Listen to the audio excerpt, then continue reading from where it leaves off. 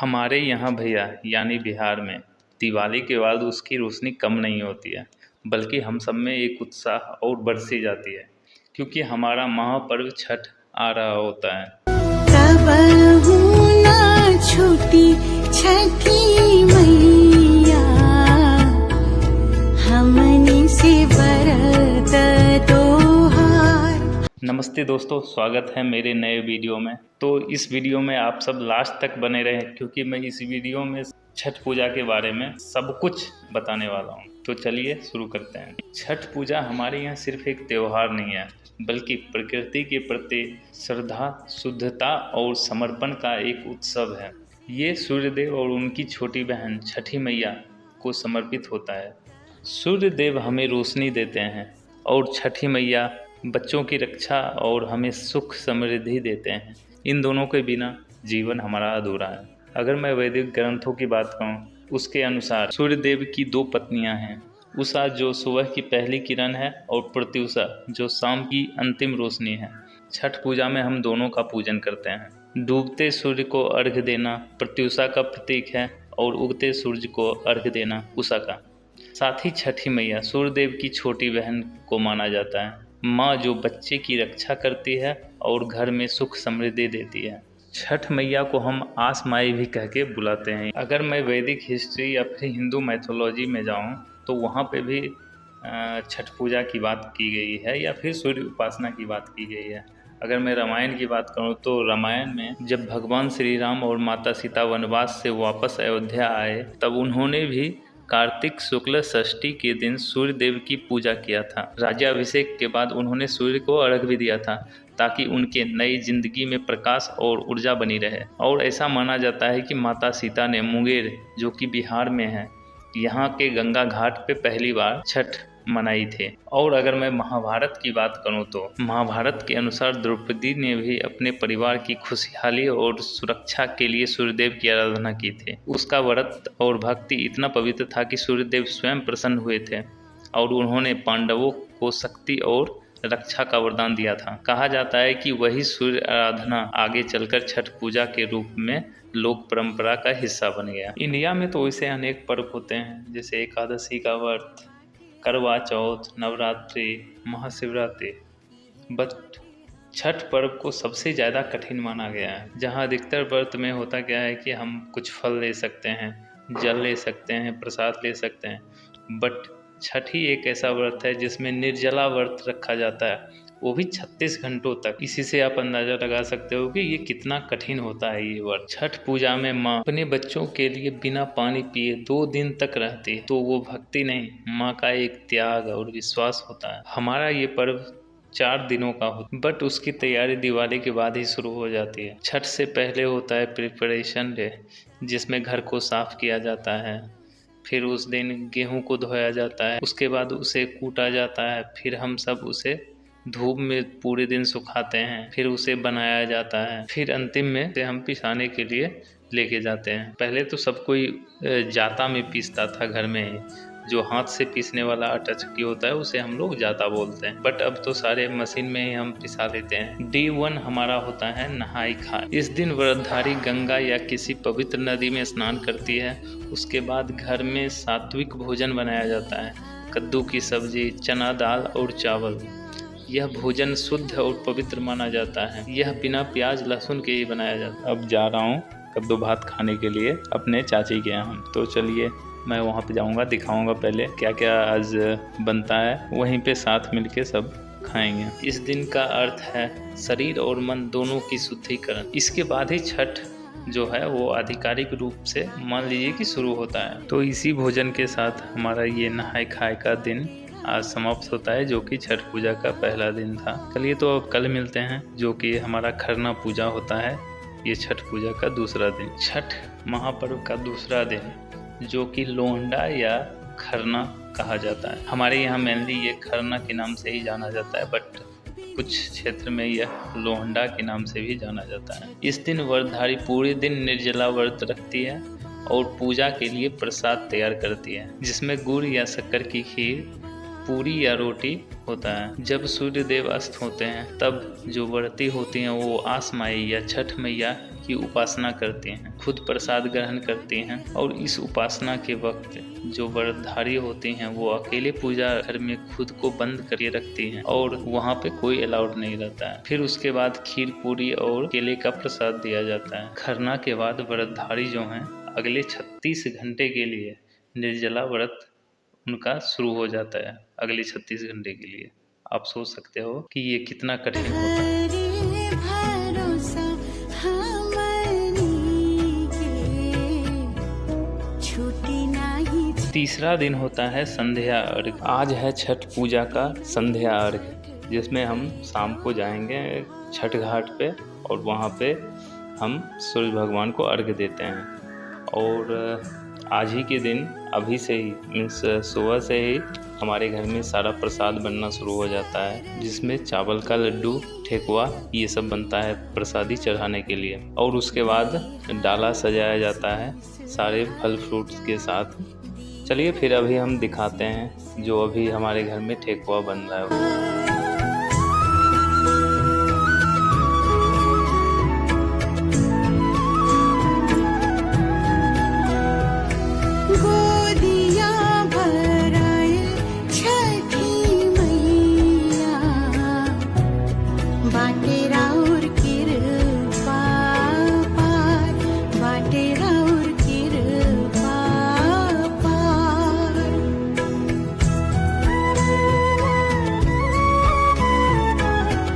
तो अभी हम लोग जा रहे हैं घाट पे। घर से लेके घाट तक हमें खाली पैर ही चलना पड़ता है। यहाँ पे जितने भी सब डाला लेके जा रहे हैं सब खाली पैर ही। गुड्डू इधर देखो, अरे हाय नहीं करना है। अभी हम काली स्थान के नज़दीक पहुँच गए हैं जहाँ यहाँ पे छठ पूजा होता है। यहाँ के लोगों की मदद से यहाँ पे रास्ता बनाया गया है। बहुत ही ज़्यादा मेहनत करके सब लोग बनाए हैं यहाँ पे रास्ता, ताकि संभव हो सके हम सब छठ पूजा अच्छे से घाट पे कर सके।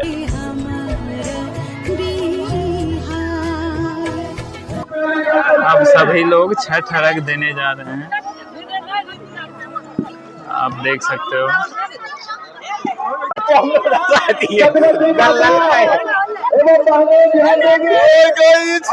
यहाँ पे सबका पैर यहाँ पे धस रहा है क्योंकि बहुत ज्यादा ही दलदल यहाँ पे है।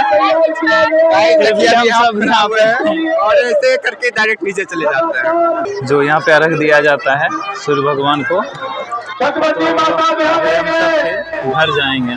तो यहीं घाट पे सूर्य देव का मूर्ति भी लगाया जाता है बीच नदी में। तो अभी छठ घाट से मैं घर आ चुका हूँ। कुछ मैंने रील्स के लिए मैं वीडियो शूट किया था, अभी मैं वो बस वही एडिट करके अपने इंस्टाग्राम पे डालूंगा।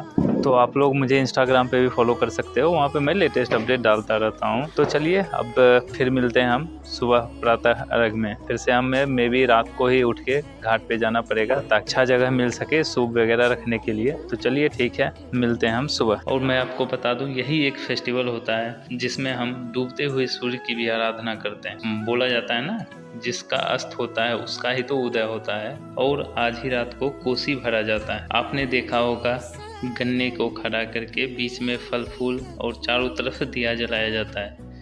ये हमारे यहाँ नहीं होता है, बट बहुत सारे जगह पे ये मनाया जाता है, कोसी भरा जाता है। चौथा दिन जो कि छठ महापर्व का अंतिम दिन होता है, उस अर्घ या फिर प्रातः अर्घ जिसे हम बोलते हैं। अभी रात के 2 बजे हैं और अभी जस्ट मैं उठा हूँ। तो चलिए अभी मैं रेडी होऊंगा, फिर निकलूँगा घाट के लिए। अब मैं रेडी हो चुका हूँ छठ घाट पे जाने के लिए। अभी वही 2:30 पौने 3 बज रहे होंगे, तो मैं अभी निकलूँगा। चलिए फिर मिलते हैं छठ घाट पे।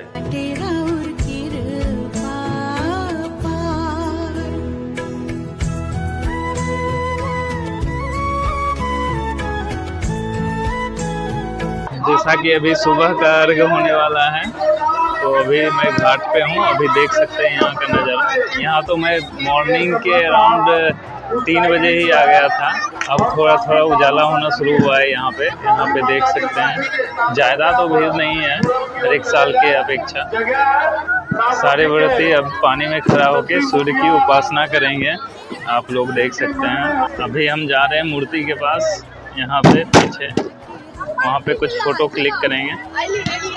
ठंड में उबरती माँ पानी में खड़े होकर सूर्य देव की उपासना करती है और उनके आने का इंतजार करती है। जब सूर्य देव की पहली किरण निकलती है तब लोग जोर जोर से छठी मैया की जय बोलते हैं। ये समय होता है उषा का।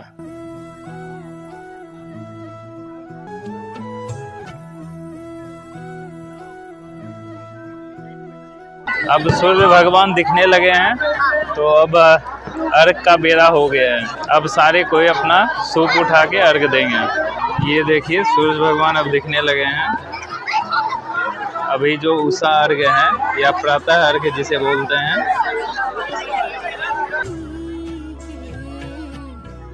छुट्टी नहीं छठ के अर्घ देंगे, फिर वीडियो बाद में बनाएंगे।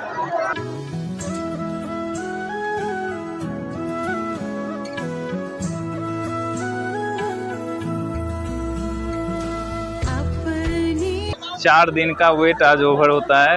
ये रहा छठ पूजा का महाप्रसाद जो कि अभी यहाँ घाट पे मिला है। ऑलमोस्ट अर्घ का जो वो है बेला वो अब खत्म हो चुका है। अभी आप देख सकते हैं सब कोई अब डाला उठा के घर की ओर चले गए हैं।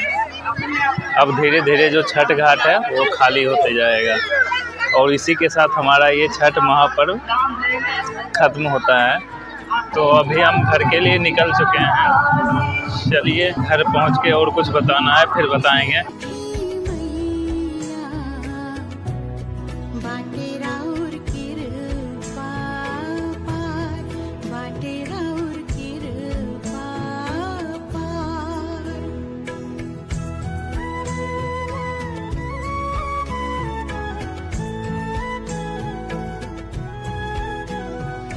चाहे रहब देशवा विदेशवा, छठ करब हम हर बार, छठ करब हम हर। तो अभी मैं छठ घाट से अपने घर आ गया और यार जिसका हमें सालों भर इंतजार रहता है छठ पूजा का, वो फाइनली आज ये प्रातः अर्घ के साथ समाप्त हुआ। अब फिर हम बिहारी सब वेट करेंगे अगले साल का फिर छठ का। अगर ये वीडियो आपको पसंद आई तो लाइक कीजिए और हमारे चैनल को सब्सक्राइब कीजिए और शेयर कीजिए अपने सारे दोस्तों के पास और कमेंट कीजिए कि आपको कैसा लगा और जय छठी मैया भी लिख सकते हैं आप कमेंट में। चलिए बाय बाय, फिर मिलते हैं अगले वीडियो में।